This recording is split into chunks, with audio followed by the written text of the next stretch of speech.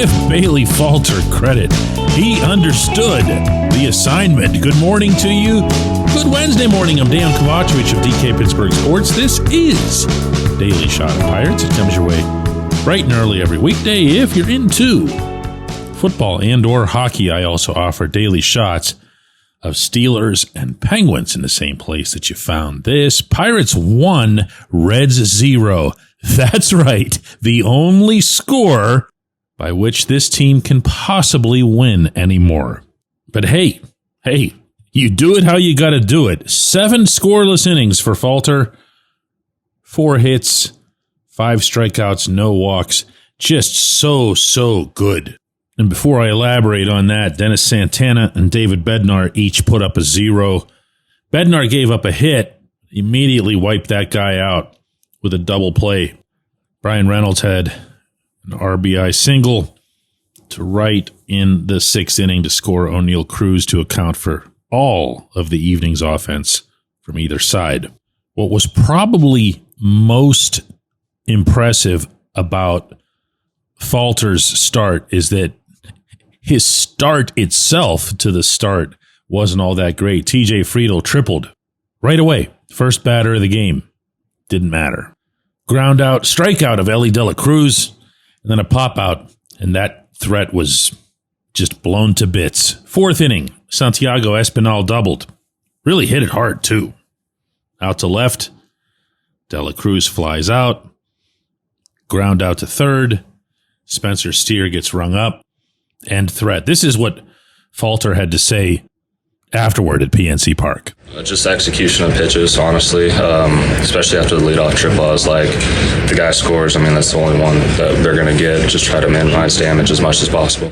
Yeah, good for him, but I don't want to make it sound like he's had to tiptoe out of trouble here. His month of May is one of the best spurts. I mean, this is going to sound crazy to you, but in franchise history, he has, sit down for this, a 0.38 ERA in 4 starts this month. The Elias Sports Bureau researched that he is one of only 7 Pittsburgh pitchers. It's happened 9 times since 1893 to have 23 or more innings with 1 or 0 runs allowed in a 4-start span. Falter has given up 1 run in his last 23 2/3 innings. Some of the other names in that mix, Jay Happ did it in 2015. Francisco Liriano did it the year before. Zach Duke in 2005. Steve Blass in 1968. We're starting to head back there now. No offense, Steve. Alma goes all the way back to 1915, and Jack Chesbro makes everyone look like somebody's great-grandson because he had 3 such stretches in 1902. The great 1902 team, by the way. The best in Pittsburgh's history. It's funny, Falter's one of the guys that I spend a lot of time with in that clubhouse. And one of the things that he'd put forth to me not all that long after his arrival was that he looked around the rest of the room and he saw the starters who were in there. And his mindset was just don't be the weak link. Don't be that guy that they talk about whenever, Paul Skeens isn't pitching or Mitch Keller isn't pitching or, when Jared Jones was healthy, when he's not pitching, here comes Falter. It's Falter's turn. He's been just tremendous. And the funny thing is, I don't like to do this generally. I don't like to do stats that exempt 1 start or 1 set of at-bats or anything like that because, those count. If you have a bad start, it counts to your overall ERA. Falter's overall ERA is 3.5 over 10 starts. Now, that's a full run higher than Skeens, so I'm not getting into comparing them, even in this isolated capacity. But he has 2 starts out of those 10, probably not coincidentally, against the Yankees and the Dodgers, 2 of the biggest spenders in the sport, in which he was hit up for 7 runs both times.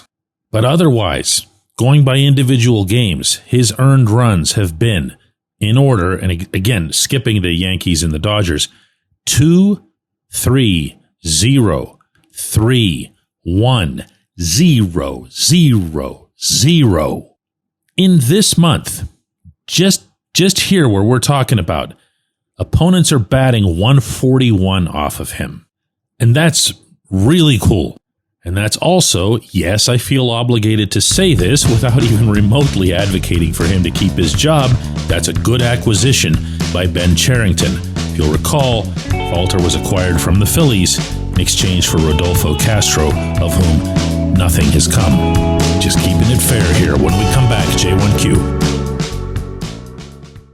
If you're looking for a great dining experience, look no further than Northshore Tavern. Located directly across Federal Street from PNC Park, next door to Mike's Beer Bar, Northshore Tavern is Pittsburgh's home for steak on a stone. Enjoy your steak finished on a hot lava stone in front of you, where you ensure each piece is cooked to exactly your liking. Or try their rotating selection of entrees, hot sandwiches, salads, and burgers, all while enjoying the ambiance dedicated to the great players and history of the Pittsburgh Pirates all around you. Come see why everyone's talking about Northshore Tavern and steak on a stone.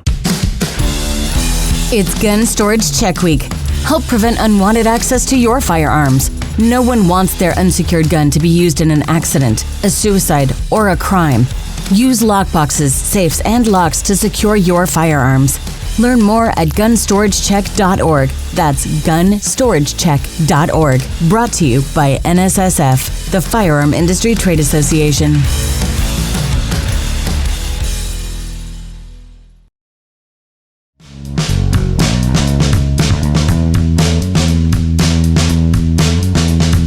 Today's J1Q comes from Paul Greiser, who says, DK, given Ben Cherington's track record, why in the world would the Pirates let him and his analytical approach negatively impact yet another draft? Through 5 draft classes, the Pirates have selected 30 hitters, and those hitters have combined for just a .242 batting average in the minors.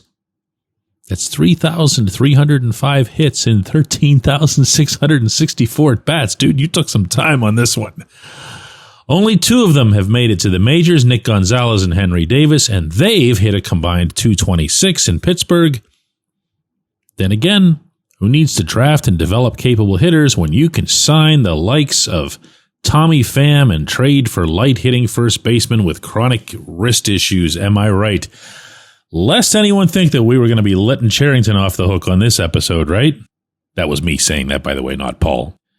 I'm going to use this opportunity, Paul, in this response to make clear that I've been told that the draft had 0 impact on Bob Nutting's decision to keep, or for that matter, not keep, if he'd gone that route, Cherington where he is. The feeling that the team has is that the draft would have gone on one way or another, pretty much unimpeded. The scouts accumulate information that is proprietary, meaning it belongs to the company's paying for it.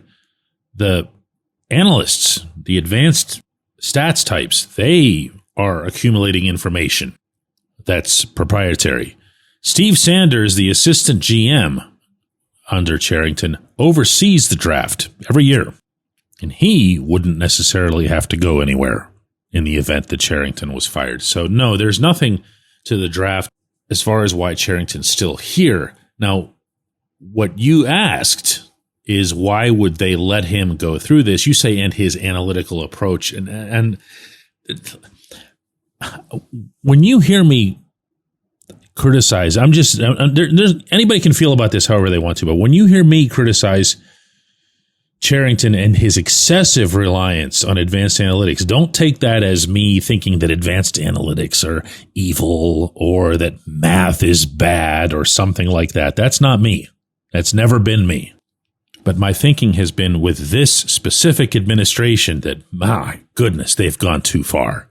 And I would have no way of knowing, at least not right now, what impact, positive or negative, that's had on any element of these first 5 drafts.